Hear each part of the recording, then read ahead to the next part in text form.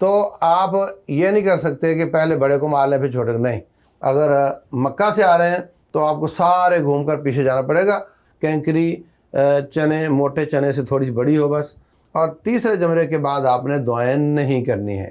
12 تاریخ کو مغرب کی اذان مینا میں ہو گئی تو پھر آپ پر 13 تاریخ تک رہنا لازم ہو جائے گا۔ تو یہ کینکریاں بھی بیمار کی طرف سے کوئی اور مار سکتا ہے۔ لبیک اللہم لبیک لبیک لا شریک لک لبیک ان الحمد والنعمت لک والملک لا شریک لک۔ بسم اللہ الرحمن الرحیم۔ حج کا جو 11، 12 اور 13 تاریخ ذی الحجہ کی ہوتی ہے، اس میں آپ نے کیا کرنا ہے؟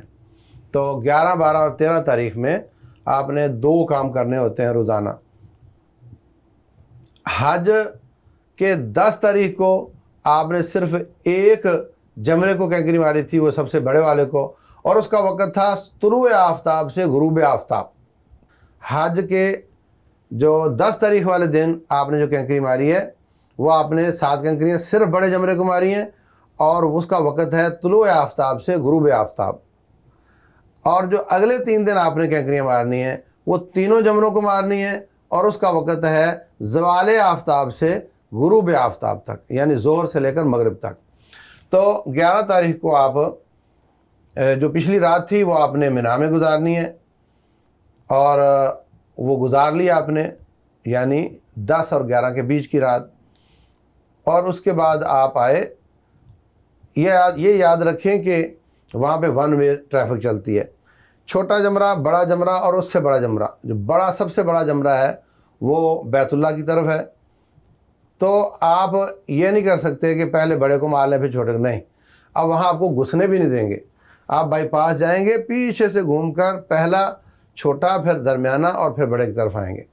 تو آپ اگر مکہ سے آ رہے ہیں تو آپ کو سارے گھوم کر پیچھے جانا پڑے گا، اور اگر آپ مینا سے آئے ہیں تو پھر آپ کی ترتیب درست رہے گی۔ تو بہر صورت وہاں بھی گراؤنڈ فلور پہ، فرسٹ فلور پہ، سیکنڈ فلور پہ، تھرڈ فلور پر تک سارے فلوروں پر کینکریاں مارنے کی سہولت موجود ہے۔ تو اب آپ نے کینکری مارنی ہے، تو 7 کینکریاں سب کو مارنی ہیں۔ کینکری چنے موٹے چنے سے تھوڑی سی بڑی ہو بس، اور بہت بڑا پتھر نہ ہو۔ اور آپ نے کہاں سے لینی ہے؟ جہاں سے چاہیں لے سکتے ہیں، اس کی کوئی شرط نہیں ہے۔ اب آپ کینکریاں مارنے لگے ہیں تو اس میں ایس کی شکل بنتی ہے، جس طرح ایس ہوتا ہے اس طریقے سے ایس بنتا ہے۔ وہ کس طرح کہ آپ نے پہلے جمرے کو کینکری مار کے تھوڑا الٹے ہاتھ ہو جانا اور کعبۃ اللہ کی طرف کھڑے ہو کر منہ کر کے آپ نے دعائیں کرنی ہیں۔ دوسرے جمرے کو 7 کینکریاں مار کے آپ نے تھوڑا سیدھے ہاتھ ہو جانا ہے اور بیت اللہ کی طرف منہ کر کے آپ نے دعائیں کرنی، ہاتھ اٹھا کر لمبی لمبی دعائیں کریں آپ۔ اور تیسرے جمرے کے بعد آپ نے دعائیں نہیں کرنی ہیں۔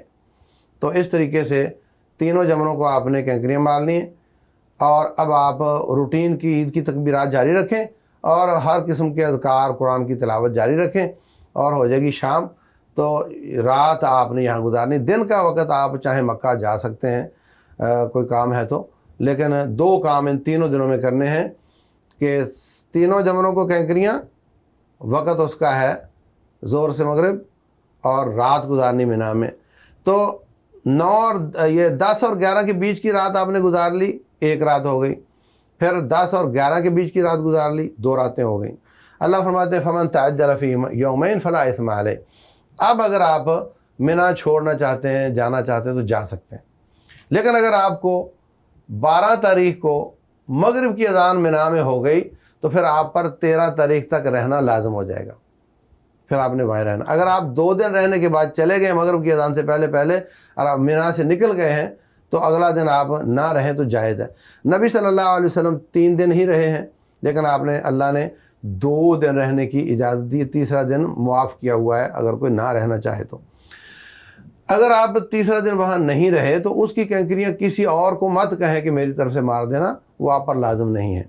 تو یہ کینکریاں بھی بیمار کی طرف سے کوئی اور مار سکتا ہے، لیکن آج کل وہاں بڑی سہولت ہے، بیمار بھی خود جا کر مار سکتا ہے۔ تو 3 دن یا 2 دن آپ نے 2 کام کیے، آپ نے راتیں وہاں گزاری، اور رات کو تہجد پڑھی، اذکار کیے، اور آپ نے تینوں جمروں کو کینکریاں ماری۔ اس کے بعد آپ مکہ واپس آ گئے، حج آپ کا مکمل ہو چکا ہے۔ اب آپ چاہیں تو آج ہی نکل جائیں، لیکن طواف وداع کرنا ہے، 7 چکر اور 2 رکعتیں، اس کو طواف وداع کہتے ہیں، کعبۃ اللہ کے 7 چکر اور 2 رکعتیں۔